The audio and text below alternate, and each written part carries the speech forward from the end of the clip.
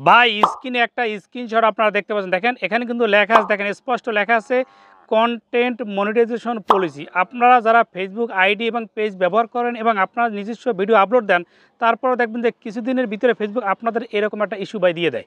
এখন আপনাদের কাজ হল এই ইস্যুটা কীভাবে আপনি রিমুভ করে জাস্ট আপনি ফেসবুকের কাছ থেকে মনিটাইজেশন তাড়াতাড়ি পেতে পারেন, আজকের এই ভিডিওর মধ্যে আপনি সহজে জানতে পারবেন।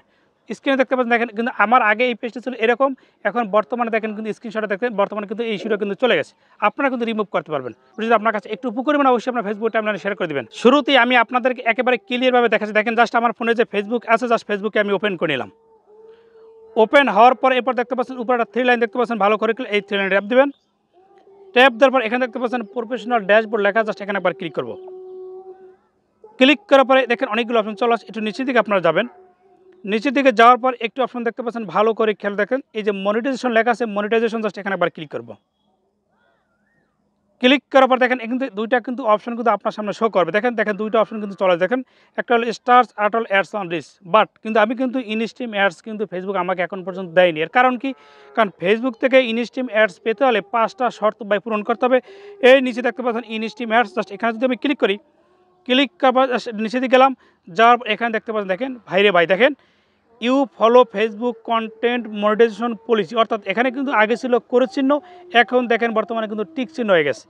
এরপর নিচে দেখেন আমার সকল শর্ত ভাই পূরণ হয়ে গেছিলো, কিন্তু আমি অনেক দিন ধরে কিন্তু এই আইডিতে ভাই কাজ করিনি, এই জন্য আমার নিচে দেখেন 0 দেখাচ্ছে, 0, বাট কিন্তু আমার ফলোয়ার কিন্তু ঠিক আছে।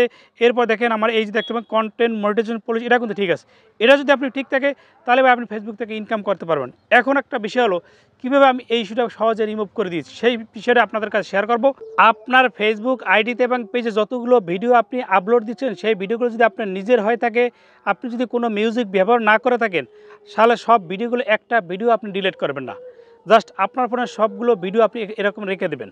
এরপরে আপনি কিছুদিন লাইভ করবেন। লাইভ কীরকম? কমপক্ষে হলো 15 থেকে 20টা বাই লাইভ করবেন। যদি লাইভ ভিডিও করতে পারেন এবং আপনার নিজস্ব ভিডিওগুলো যদি হয়, আপনি কাজ আপাতত বন্ধ করে রাখবেন, আপনি কাজ করবেন না।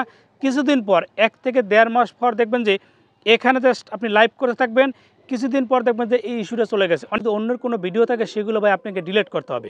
এরপর থেকে 1 থেকে 2 মাস পর দেখবেন যে এই ইস্যুটা ভাই চলে গেছে। অনেকেই দেখবেন যে বিভিন্ন ধরনের ভিডিও তৈরি করে বলে ফেসবুকের কাছে আপনারা আবেদন করেন, এরকম আবেদন করেন, ওগুলো আপনাকে কিছু করতে হবে না, ওগুলো কিন্তু করে কোনো উপকার আপনি পাবেন না। জাস্ট আপনাকে যে সাজেশনগুলো আমি দিলাম, আমি জাস্ট এগুলো করেই কিন্তু আমরা পেয়েছি। আমি কোনো ধরনের আবেদন করিনি, কিছু করিনি, দেখেন আমার কিন্তু এই ইস্যুটা কিন্তু চলে গেছে। এই ইস্যু যদি আপনি থাকে তাহলে ফেসবুকে আপনি কখনো কোনো দিন ইনকাম করতে পারবেন না। এই ইস্যু যখনই চলে যাবে তখনই আপনি সকল শর্তগুলো, এই নিচের 5টা শর্ত যখনই পূরণ করবেন, তখনই ভাই মনিটাইজেশন পাবেন। ভিডিও যদি আপনার কাছে একটু উপকারী মনে হয়, অবশ্যই আপনার ফেসবুক টাইমলাইনে শেয়ার করে দেবেন। আমার আইডি যারা ফলো দেন একটু কষ্ট করে ফলো দিয়ে রাখবেন।